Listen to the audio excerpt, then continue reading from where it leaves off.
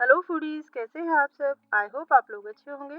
आज का जो हमारा वीडियो है ये होने जा रहा है एक लड्डू की रेसिपी के लिए। और आज मैंने बनाए हैं अलसी के लड्डू। आई होप आप लोगों को ये वीडियो पसंद आएगा, और अगर वीडियो पसंद आए तो मेरी वीडियो को लाइक कीजिएगा। तो चलिए वीडियो शुरू करते हैं। जैसा कि आपको पता है कि अलसी ज़्यादातर सर्दियों में खाई जाती है और इसका तेल जो है वो बहुत ज़्यादा यूज़ किया जाता है। लेकिन आज जो यूज़ करेंगे हम करेंगे डायरेक्ट अलसी के बीजों को, क्योंकि अलसी के बीजों से बहुत सारी बीमारी दूर होती है। ये हमें स्वाद के साथ साथ पोषक तत्व देती है। अलसी के लड्डुओं की सबसे खास बात यह है कि आप इन्हें बनाकर 1 महीने तक स्टोर कर सकते हैं और ये बिल्कुल भी खराब नहीं होते। और सर्दी में अलसी के लड्डू खाने से बहुत सारे फायदे होते हैं, जैसे कि हमारे पाचन तंत्र के लिए, हमारे गले के लिए, सांस के लिए, सर्दी से रिलेटेड जितनी भी बीमारियां होती है ना, कफ वगैरह, हर चीज़ में ये फायदेमंद होते हैं, क्योंकि अलसी होती है गर्म। और गोंद के साथ मिक्स करके इसके जो फायदे होते हैं वो दुगने चौगने बन जाते हैं। तो इसीलिए सर्दियों में इसे खास तौर से बहुत पसंद किया जाता है बीमारियों से दूर रहने के लिए। तो चलिए इन अच्छे से और टेस्टी और पौष्टिक लड्डुओं को कैसे तैयार किया जाता है, वीडियो शुरू करते हैं।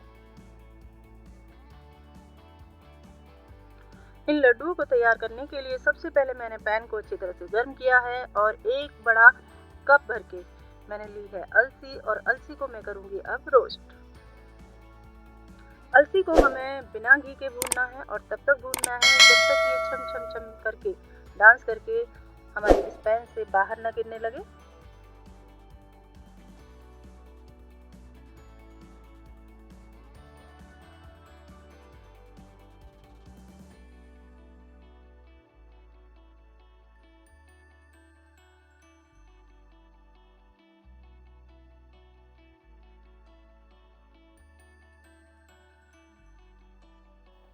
अलसी जब भुन जाती है तो क्या है कि एक तो वेट में ये बहुत ज़्यादा हल्की हो जाती है, और हल्की होने की वजह से, रोस्ट होने की वजह से मतलब, ये इसके जो दाने हैं पैन से बाहर चटक चटक करके छम छम करके बाहर गिरने लगते हैं।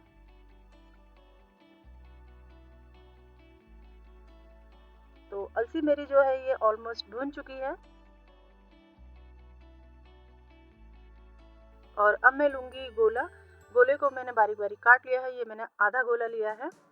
और इसे चाहे तो आप कद्दूकस कर सकते हैं, कद्दूकस करके भी आप इसे रोस्ट कर सकते हैं, लेकिन मुझे आज सारी चीज़ों को पीसना है, इसलिए मैं सारी चीज़ों को रोस्ट करूँगी और उन्हें मोटा मोटा दरदरा सा पीसूँगी।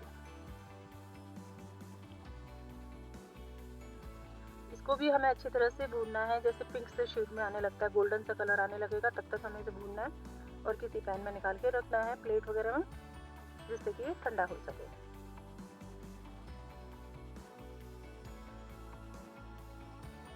ये भी हमारा अब अच्छी तरह से भुन चुका है।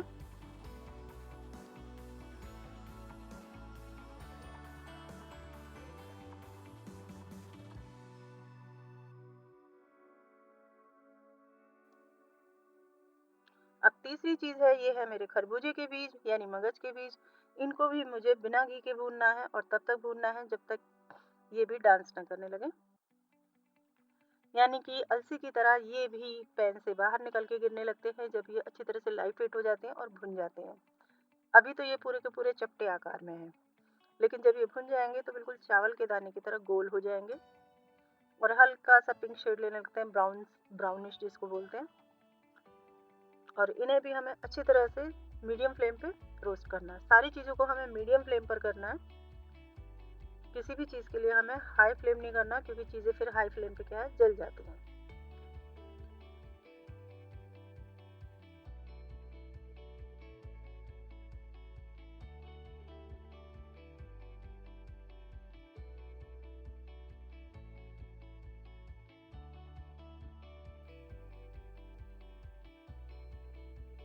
ये देखिए हमारे जो ये खरबूजे के बीज हैं ये ऑलमोस्ट भुन चुके हैं, यानी कि अभी अपनी शेप चेंज कर रहे हैं और इनका कलर भी चेंज हो गया है।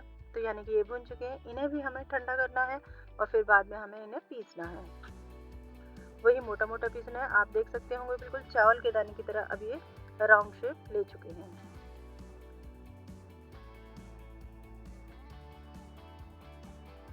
और जो मैं लूँगी, नेक्स्ट चीज़ लूँगी, वो लूँगी मैं मूँगफली। मूँगफली मैं दाने वाली ले रही हूँ। आप चाहे तो छिली हुई ले सकते हैं, लेकिन मुझे इसे भी पीसना है और पीसने से इसके जो ये छिलके होते हैं इस पर कोई फ़र्क नहीं पड़ता, इसलिए मैं ना छिलके वाली ही लूँगी और डायरेक्ट ऐसे ही पीसूँगी।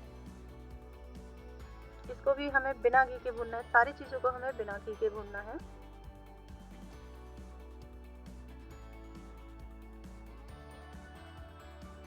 ये देखिए मूँगफली का छिलका भी अब कलर शेड अपना जो है चेंज करने लगा है। मीडियम फ्लेम पर भून रही हूँ मैं इनको। ये मैंने लिए है करीब आधा कप और खरबूजे के जो बीज लिए थे मैंने 100 ग्राम लिए थे।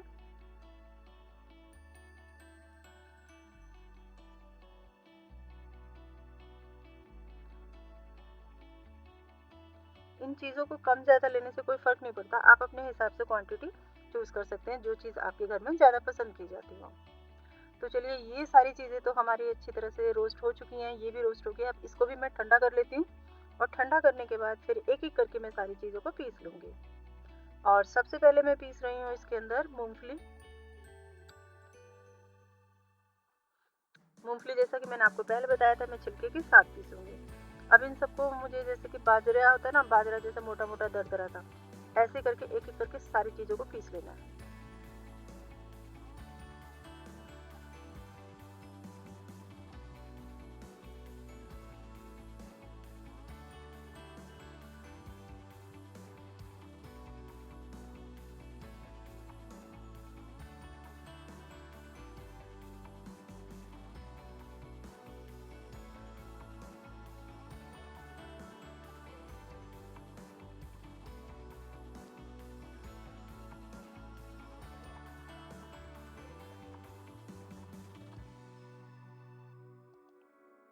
तो चलिए ये सारी चीज़ें तो मेरी पीस के हो गई हैं तैयार। अब हम इन्हें एक साइड रखने के बाद अब हम लेंगे एक पैन में डालूँगी मैं थोड़ा-सा घी यानी कि 100 ग्राम। 100 ग्राम घी इसलिए कह रही हूँ मैं क्योंकि इसमें मैं डालूँगी 100 ग्राम के करीब गोंद। और अलसी के लड्डू बिना गोंद के तो अधूरे होते हैं। अगर आपने अलसी के लड्डू बनाए हैं और गोंद नहीं डाला तो टेस्ट इतना अच्छा नहीं आने वाला। और पोषक तत्व तो इसके बढ़ेंगे भी गोंद से ही। और लड्डू को खाते समय जो मुँह में आता है ना बाइट लेने के बाद क्रंची, वो वाला तो गोंद से ही मिलेगा और तभी लड्डू टेस्टी लगेंगे। तो चलिए हमारा घी हो चुका है पूरी तरह से गरम और ठंडे घी में हमें बिल्कुल भी इसमें गोंद को नहीं डालना है, फिर नहीं तो क्या होगा आपके दांतों में गोंद चिपकेगा। टेस्ट जो क्रंची आना चाहिए ना वो चिपचिपाहट में बदल जाएगा। और घी को बहुत अच्छी तरह से गर्म करने के बाद अब मैं डाल रही हूँ इसमें गोंद। और गोंद फूल के मतलब शेप में जो है डबल हो जाता है एकदम। और अगर आपका घी कम है तो भी गोंद अच्छी तरह से नहीं फूलेगा, इसलिए घी जो है फालतू हो जाए लेकिन कम नहीं होना चाहिए पैन में। एक बार में ही आप सारा घी डाल लें तो ज़्यादा बेहतर है। अगर आप बीच में डालेंगे तो क्या है कि गोंद इतना अच्छा फूलेगा नहीं। इसलिए गोंद भूनने से पहले एक्स्ट्रा घी कर लें लेकिन कम ना करें, कहने का मतलब सिर्फ इतना है। तो चलिए ये जो है हमारा गोंद भी बहुत अच्छी तरह से रोस्ट हो चुका है, देख सकते हैं आप। 100 ग्राम घी और 100 ग्राम गोंद बिल्कुल परफेक्ट है। और इसको भी मुझे ठंडा करना है और ठंडा करने के बाद अब मैं इसको भी पीस के रख लेती हूँ एक साइड में। सारी चीज़ों को मैं पहले पीस रही हूँ क्योंकि आटा भूनने के बाद फिर फट-फट करके सारी चीज़ें मिलानी होती हैं। ये मैं ठंडा करने के बाद गोंद को भून रही हूँ, गरम-गरम नहीं डाल रही हूँ मैं। आप चाहे तो इसे किसी भी जो पाव भाजी का मैशर होता है उसको यूज़ करके मोटा-मोटा भी क्रंच कर सकते हैं। अब मैं ले रही हूँ इसमें घी मैं लूँगी अंदाजे से, माप के नहीं डाल रही हूँ मैं इसमें। और 1 कटोरी जो बड़े वाला बोल होता है ना, वो भर के 1 कप यानी कि मैं डाला है इसमें ये गेहूँ का आटा। आप इसको बेसन के आटे के साथ भी बना सकते हैं। लेकिन मैंने डाला है इसमें अभी गेहूँ का आटा। और अभी घी जो है मुझे कम लग रहा है इसमें थोड़ा-सा, मैं और भी ऐड कर लेती हूँ। क्या है कि मैं घर पे ऐसे ही बनाती हूँ इसी तरीके से, जितना घी चाहिए उतना ऐड करते जाओ। पहले उसको वेइंग मशीन पर रखो, फिर माप करो, वो थोड़ा-सा झंझट सा लगता है मुझे। और मोस्टली हम घरों में ऐसे ही तैयार करते हैं, इसलिए मैं ऐसे ही वीडियो बना रही हूँ। वैसे एक जो अगर कोई माप से बना रहा है तो 1 कप अगर वो आटा ले रहा है तो 1 कप उसमें माप के घी डाले, एकदम परफेक्ट रहता है।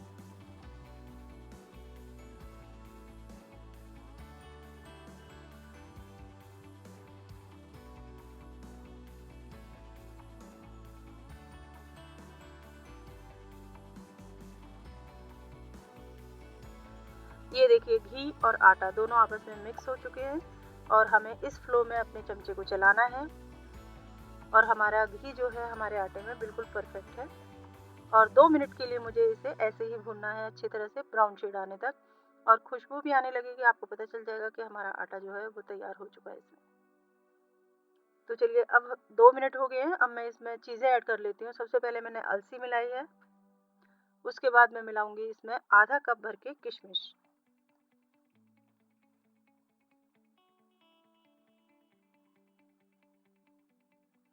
अलसी को थोड़ी देर के लिए हमें ऐसे ही रोस्ट करना है इसमें घी में। और ये देखिए ये है मेरी आधा कप किशमिश,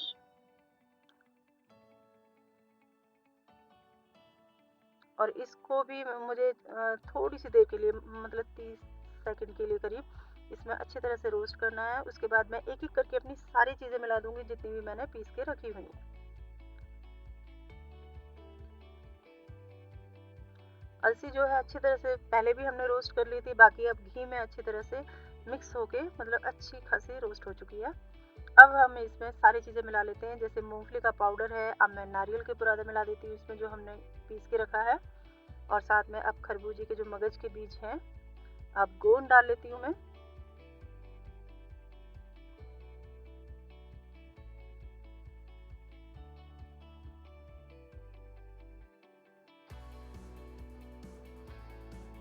और ये ऐड किया अब हमने गोंद।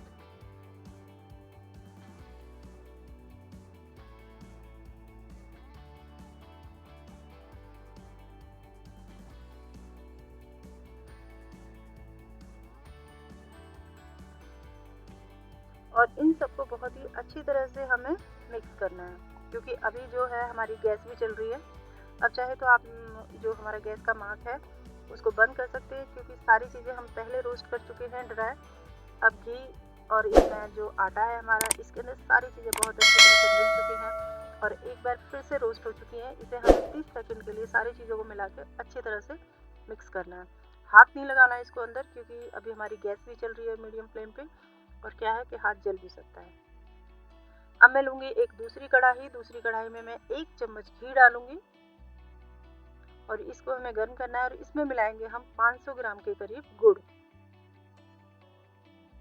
गुड़ आप देख लीजिएगा थोड़ा सा साफ होना चाहिए, अगर गुड़ में कोई भी किरकिराहट हुई तो आपके सारे लड्डू खराब जा सकते हैं। और चाशनी बनाने के बाद आप चाहें तो अगर आपको लग रहा हो कि गुड़ में ऐसा है तो किसी छलनी में छान भी सकते हैं,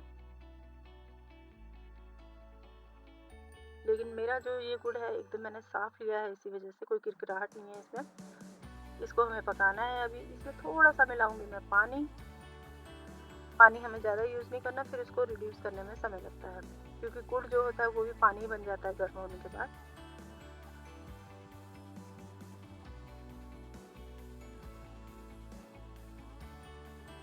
अच्छा, गुड़ को आप चाहे तो मिक्सी में पीस सकते हैं या किसी पॉलिथीन वगैरह में रख के अच्छी तरह से चूरा सा बना के भी यूज़ कर सकते हैं।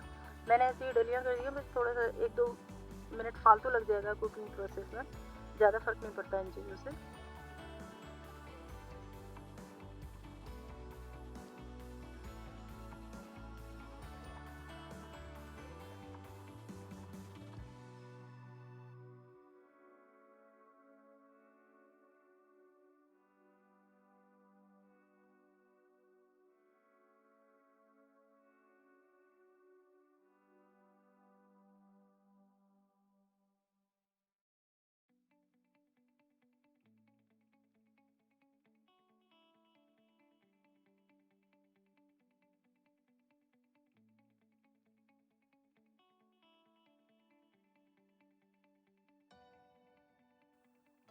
हमें इसको तब तक पकाना है जब तक कि इसमें गुड़ की जितनी डलियाँ हैं वो अच्छी तरह से पानी के फॉर्म में ना हो जाए। गुड़ की गांठ नहीं आनी चाहिए। तो ये हमारी जो चाशनी है ये पक चुकी है अच्छी तरह से, और इस चाशनी को चाहे तो अभी भी हम उसमें डाल सकते हैं अपने, लेकिन अभी नहीं डालेंगे, थोड़ा सा ठंडा करके डालेंगे, क्योंकि लड्डू बांधने में फिर दिक्कत हो जाएगी। और ये चाशनी डालने के बाद जो हमारा मिक्सचर है वो जमने लगता है। तो हल्का सा 30-40 सेकंड के लिए मैं अभी इसी को ऐसे ही छोड़ देती हूँ, और 30 से 40 सेकंड बाद मैं इसे मिक्स करूँगी उसमें।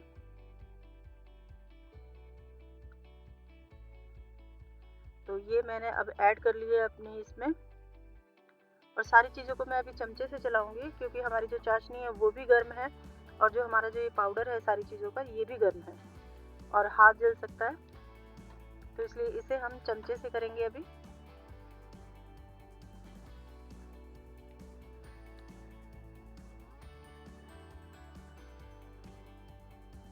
और जब थोड़ा सा ठंडा हो जाएगा तो फिर हम इसे हाथ से मिक्स करेंगे, लेकिन जितना कर सकते हैं हम चमचे से ही करेंगे अभी। और अब ये मेरा इतना हो गया है ठंडा कि मैं इसमें हाथ लगा सकती हूँ। हाथ अभी जल रहा है, लेकिन अब इसके क्या है कि हमें जल्दी जल्दी से लड्डू बांधने हैं, नहीं तो क्या है कि ये जितना भी हमारा मिक्सचर है ये जमने लगेगा। और अगर ऐसा होता है तो आप क्या कीजिएगा कि थोड़ा सा हल्का सा गर्म कर लीजिए, अगर माइक्रोवेव हो तो उसमें हल्का सा रीहीट कर लीजिएगा इसको, उससे भी आपके लड्डू बनने लगेंगे गर्म होके। ठंडा होने के बाद क्या है कि ये जमने लगता है, गर्म होता है तो हाथ जलते हैं, तो इसलिए बीच का जैसे भी आपको सुहाता सुहाता सा लगे आप लड्डू जल्दी जल्दी इसके बांध लीजिए। लड्डू आपके ऊपर है कि आप छोटे और बड़े जैसे भी बांधना चाहते हैं, बनाना चाहते हैं, आप बनाइए। अब ये जो मेरा मिक्सचर है बहुत अच्छी तरह से मिक्स हो चुका है, तो चलिए लड्डू बांध लेते हैं। अब लड्डू आसानी से बन रहे हैं, छोटे बड़े जैसे ही बनाना चाहते हैं आप जल्दी जल्दी लड्डू बांध लें। आई होप आप लोगों को वीडियो अच्छा लगा होगा, अगर अच्छा लगा है तो लाइक कीजिए और मिलिएगा मुझे नेक्स्ट वीडियो में। Thanks for watching.